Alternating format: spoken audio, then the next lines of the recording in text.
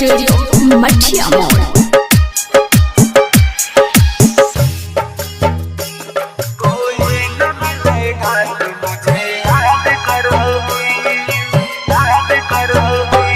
किस किस के लिए जिंदगी बर्बाद करोगी, कोई न मिलेगा तो मुझे याद करोगी।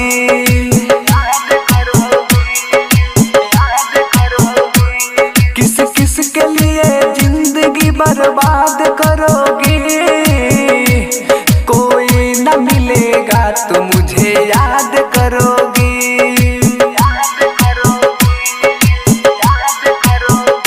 मुझे याद करोगी, मुझे याद करोगी।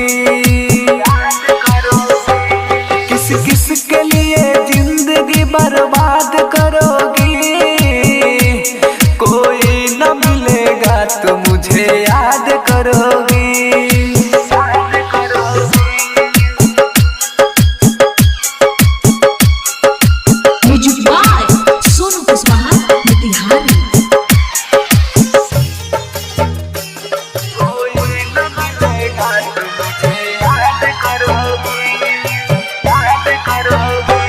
छोड़ के जाती हो एक दिन आना पड़ेगा, दुनिया हमारे की ठोकर पछताना पड़ेगा।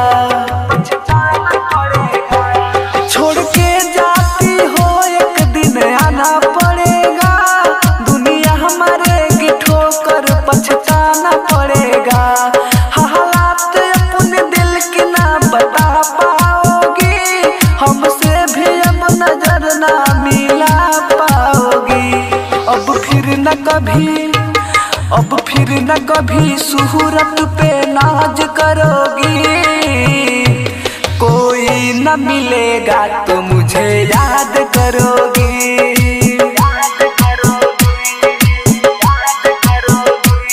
किस किस के लिए जिंदगी बर्बाद करोगी, कोई न मिलेगा तो मुझे याद करोगी।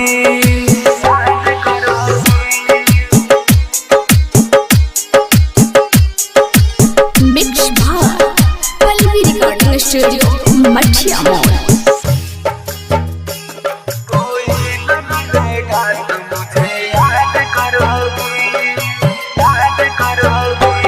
माना कि तुम्हें रब ने है फुर्सत से बनाया, लगता है तेरे दिल में ये पत्थर है लगाया। माना कि तुम्हें रब ने है फुर्सत से बनाया, लगता है तेरे दिल में ये पत्थर है लगाया। खास मेरे ही जैसा ये तेरा दिल होता, दूसरों के ख्यालों में कभी नहीं खोता। प्रमोद गुड्डू अमरजीत अकेला को बर्बाद करोगी, कोई न मिलेगा तो मुझे याद करोगी।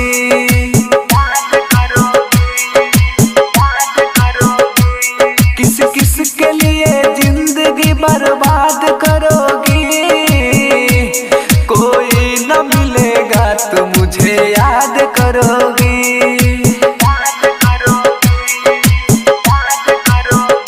मुझे याद करोगी, मुझे याद करोगी। किस किस के लिए जिंदगी बर्बाद करोगी, कोई न मिलेगा तो मुझे याद करोगी।